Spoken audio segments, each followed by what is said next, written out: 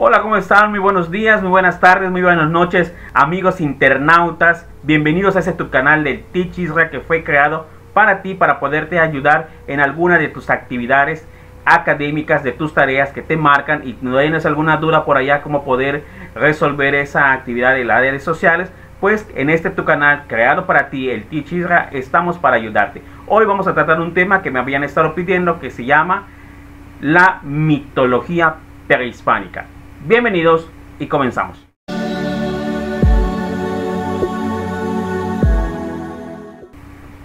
Cuando hablamos de las culturas prehispánicas, pues nos remontamos y queremos recordar o imaginar cómo estaba dividida en aquel entonces la zona de América. Estaba dividida la parte norte en tres partes, donde se dividieron tres zonas, como era Aridoamérica, Oasis América y Mesoamérica.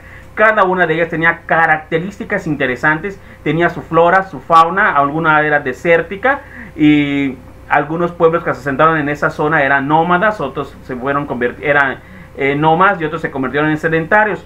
Pero una de las vastas regiones en las cuales florecieron grandes culturas era la zona mesoamericana, un lugar mitológico, un lugar enorme, una zona de vasta área, tanto en su flora y en su fauna, rica en mucho y en todo su esplendor. En esta zona mesoamericana, que se divide en tres etapas, la preclásica, la clásica y la posclásica, se asentaron grandes culturas muy bien organizadas y muy bien detalladas. En la preclásico podemos hablar de la cultura madre, considerada la cultura madre, que era la cultura olmeca, que se había asentado en lo que hoy conocemos como Veracruz y Tabasco, y uno de sus centros arqueológicos es la Venda de Tabasco, en la cual se encontraron las enormes cabezas colosales y el baby face, que eran característicos de esta cultura mesoamericana asentada en las zonas de Tabasco y de Veracruz, llamada la cultura olmeca, la cultura madre. Durante la época del clásico podemos hablar de las culturas maya y teotihuacana, que se asentaron en zonas del vasto región, como en la zona sur, que era la península de Yucatán, hoy conocida como la península de Yucatán, Chiapas, hasta Honduras y parte de Centroamérica, en la cual era una de las culturas de la maya sumamente extensa en territorio y sumamente no es porque seamos yucatecos, pero de las más arraigadas y muy bien estructuradas. Y en el postclásico podemos hablar de otras culturas que se habían asentado, que se fueron modificando, fueron surgiendo, como la totonaca, la zapoteca, la mixteca, la purépecha. Hoy nos vamos a centrar en lo que es la mitología prehispánica, pero antes de llegar a ello, quiero hacer un comparativo de cómo estaban organizadas esas culturas. Todas las culturas tenían el mismo sistema de gobierno, tenían un sistema llamado teocrático. Teocrático porque viene del poder divino. Ellos creían que sus dioses daban ese poder divino, y por lo tanto a quien nombraban tenía todo ese poder para poder mandar, organizar y dar las instrucciones necesarias para el crecimiento de su población. Su religión eran de tipo politeísta. ¿Por qué se llaman politeísta? Porque tenían muchos dioses. Ellos adoraban todo lo que la naturaleza les brindaba. Tenían el dios de trueno, el dios de la lluvia, Chac, por ejemplo, en la zona maya, el dios de la lluvia. Tenían el dios de la muerte, el dios de la fertilidad, el dios de la vida. Tenían una sinfín de dioses, que esto a ellos les servía como una manera de adorar a estos seres, a estas personas que ellos consideraban sus dioses, y todo era relacionado a la naturaleza o a todo aquello que se suscitaba, con tal de poder dar ellos una ofrenda y poder creer en algo en ese momento también. En cuanto a su organización social, estaban muy bien organizados, tenían una estratificación social bien delimitada, desde la zona alta, lo que era la sociedad alta, la media, la baja, los trabajadores, la nobleza, los sacerdotes, los militares. Todos estaban debidamente estratificados y cada quien sabía la posición y el lugar en el que estaba. En cuanto a su organización de derecho, todos tenían una manera de aplicar las normas un poquito fuertes, un poquito, que diríamos actualmente, violatoria a los derechos humanos, pero en aquel entonces marcaba que toda aquella persona que cometiera algún delito pues iba a ser sancionado por una norma, porque ellos tenían normas muy fuertes, como les dije al principio, pero muy bien estructuradas. Entre las que podemos mencionar, aquel que robaban le cortaban las manos, al que mataban lo desollaban, a la que cometía adulterio la lapidaban. O sea, imagínense en la actualidad llevar a cabo una sanción de esas, es un acto violatorio de los derechos humanos de todos y todas las y los mexicanos. Sin embargo, en esa época las culturas prehispánicas aplicaban estas normas bastante fuertes, pero eso hacía que se controle la conducta y se pueda vivir armónicamente dentro de las zonas y dentro de esas culturas. Todas las culturas compartían, por ejemplo, la economía. Ellos estaban muy bien organizados en esta parte. Su cultivo fuerte era el maíz, su moneda por algunos era el cacao, sobre todo para los mayas era el cacao. Los mayas, por la zona en la que se encontraban en la costa del Golfo y del Mar Caribe, eran comerciantes, navegantes muy ávidos para todo esto y generaban mucha infraestructura dentro de las zonas maya. Y en cuanto a sus edificios, son sus arqueología y toda la aportación que dejaron, un vasto conocimiento de todo lo que se vivía en ese entonces.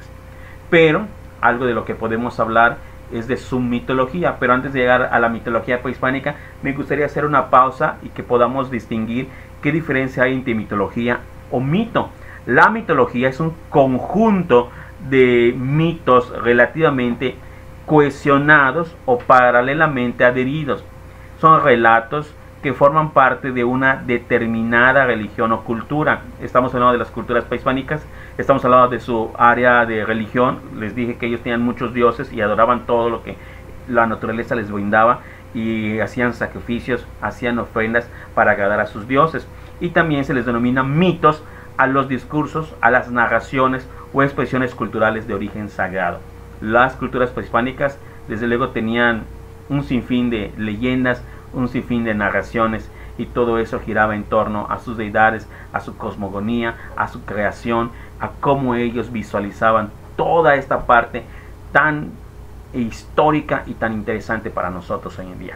Los mitos son relatos basados en las tradiciones, en las leyendas, en las costumbres, creados para explicar el universo, el origen del mundo, los fenómenos naturales, así como también para cualquier suceso para el cual no haya una explicación conocida o contundente. Entonces había mitos, y esos mitos ellos lo crearon también. Los mayas, vamos a hablar en los mayas dos mitologías muy interesantes, dos mitologías muy llamativas, como son la cosmovisión de los mayas, como ellos veían o visualizaron el cosmos. Según los mayas, estaba formado por tres partes superpuestas, pero estaba la parte o la región celeste, la región terrenal y la región subterrenal, y estaban delimitados en los 4 puntos cardinales marcados con 4 colores. Los mayas tenían una idea de la cosmogonía. La representaban ellos mediante un enorme árbol que conocemos hoy en día, que es un ceibo, que era el yaché. Hoy es un ceibo que tiene así como puntitas y ramas muy frondosas y raíces muy fuertes hacia el fondo, que se van hacia el fondo de la tierra, y que lo podemos ver en los parques, en los jardines, en los viaductos de nuestra Mérida Blanca. Ahí vemos los ceibos como los están poniendo, porque son árboles muy fuertes y muy bien arraigados. El ceibo era un árbol sagrado para los mayas. El ceibo era considerado para los mayas la conexión que tiene el ser humano con el cielo, la tierra y el inframundo. Tenían sus ramas, y sus ramas tocaban los 13 cielos. Eran 13 ramas que ellos consideraban, y esas 13 ramas eran los cielos. Sus raíces cuelgan 9 estratos del inframundo, y la parte central, que era como un cuadrado para ellos, consideraban que la tierra era cuadrada, y en cada punto representado por un color eran los puntos cardinales. Los 13 cielos forman una pirámide celeste, como pueden ver en la imagen, una pirámide celeste, y me imagino, me viene a la mente, escucho pirámide, me viene en la mente la pirámide de Chichén Itzá. Y los 9 estratos del inframundo formaban una pirámide invertida. Cada escalón de ambas pirámides simbolizaban las 24 horas del día, desde que sale el sol a las 5 de la mañana, y cómo iba pasando su primer escalón de la pirámide al paso del sol por el cenit a las 12 del día, y cómo iba a la puesta del sol hasta las 7 de la tarde. el paso del sol por el inframundo a la medianoche y el nuevo nacimiento del sol volvía a salir del otro costado hacia las 5 de la mañana. Así el tiempo era cíclico y la ceiba sagrada dibuja la escalinata celeste y el camino de la noche y la oscuridad. Imagínense esa cosmogonía, cómo la representaban los mayas. Si tú cierras tus ojos, no sé, podrías imaginarte, visualizar ese enorme árbol en el centro de una de las zonas arqueológicas de los mayas. Imagínate Uxmal, un árbol, un ceibo enorme, y como un sacerdote de aquel entonces, o el Xalachhuinik, que era el sumo jefe, pudiera explicarte la cosmogonía en una clase y decirte que este ceibo que tú estás viendo, sus 13 ramas hacia el cielo, hacían hincapié a los 13 cielos, y que sus raíces hacían hincapié a los 9 peldaños hacia el inframundo. Y tú decidías dónde ibas a ir, si al cielo o al inframundo. Y que aparte estaban tan bien delineados, tan bien formados las pirámides, que representaban las horas, el paso del sol desde la salida a las 5 de la mañana, el cenit al mediodía, la caída del sol a las 7 de la noche, y cómo llegaba al inframundo oscuridad y volvía a salir del inframundo para dar otra vez luz a las 5 de la mañana. Todo este proceso cíclico, pues los mayas podemos recordar cómo les sirvió todo eso, porque ellos eran por excelente matemáticos, astrónomos. Podemos hablar de sus calendarios que tenían, los calendarios lunar, su calendario solar, o sea, como sus profecías que ellos manifestaban. O sea, podemos hablar de no solamente en una vasta región en la zona mesoamericana de la cultura maya, sino en cuanto a sus aportaciones, en cuanto a sus conocimientos, la creación del cero, las matemáticas, su escritura, su economía, su comercio, su intercambio comercial. Qué zona de veras pero tan interesante, tan bien estructurados, tan bien organizados y muy luchadores, porque dieron mucha batalla con la llegada de los españoles.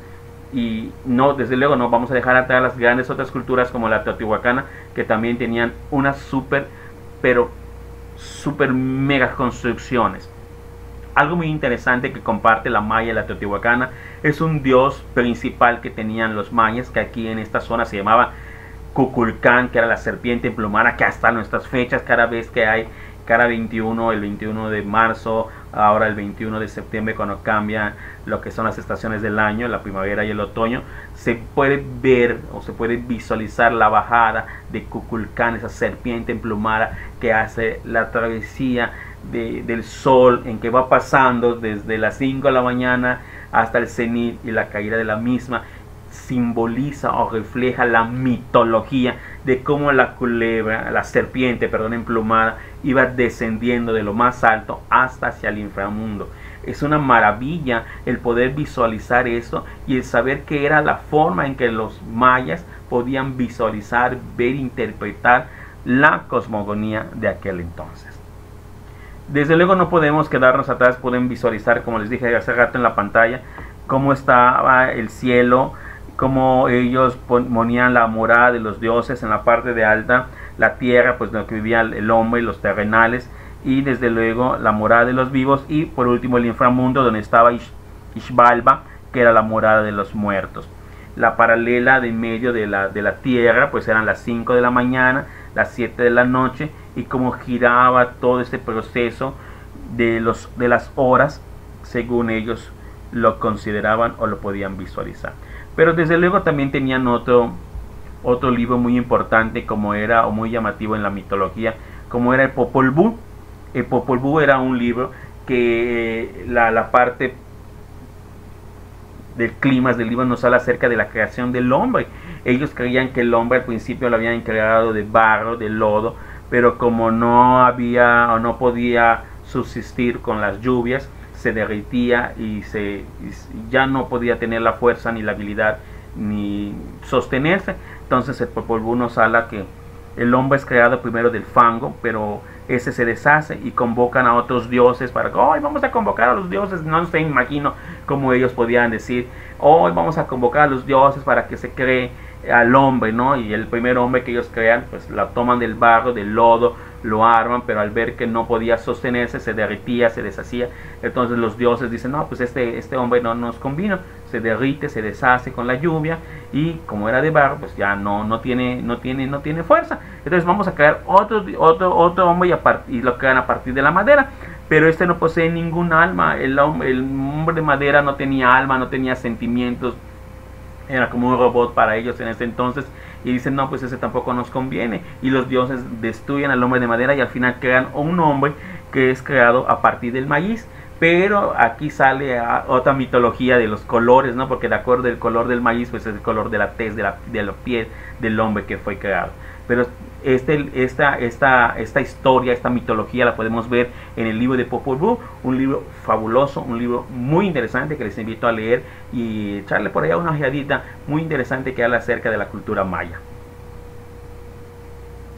Son temas de mucha importancia, pero sobre todo el poderlos vivir, el poderlos escucharlas e imaginarlas y transportarte a vivir ese tiempo, no sé, cerrar los ojos y pensar que te encuentras en esa zona, en este momento, y estás viviendo, estás mirando, estás palpando todo lo que la cultura maya te puede dar, todo lo que las culturas prehispánicas te podrían aportar en ese entonces, y poderla vivir y poder sentir esas emociones el día de hoy.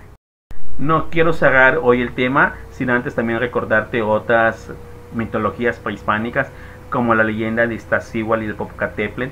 Los que han tenido la oportunidad de viajar y los que viven para la zona de Puebla y México puedan visualizar esas enormes y bellísimas montañas en la que se refleja, se habla acerca de la mitología de Iztaccíhuatl y el Popocatépetl, la mujer dormida, la leyenda del conejo en la luna. Y hay una, pero que no es una leyenda, no es una mitología, pero se habla mucho de la vida de una mujer que formó parte importante durante la conquista de México, que era la Malinche.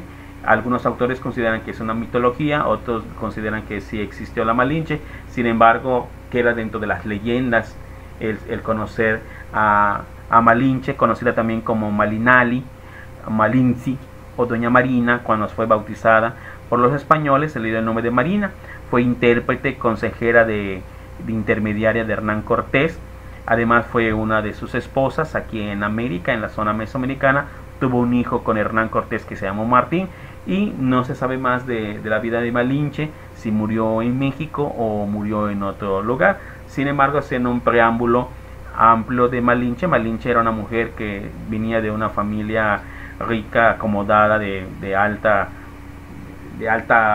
fifí, como le dicen por allá, de la época prehispánica. Sin embargo, cuando su papá muere, su mamá y su padrastro la vende a unos traficantes de aquel entonces, y ella es llevada a una zona ella vivía por la zona de Veracruz, y ella es llevada a una zona de la cultura maya. Por eso es que Malinche podía hablar el náhuatl y también hablar el maya yucateco. Entonces tenía conocimientos de esa lengua, y por eso se convierte en una traductora.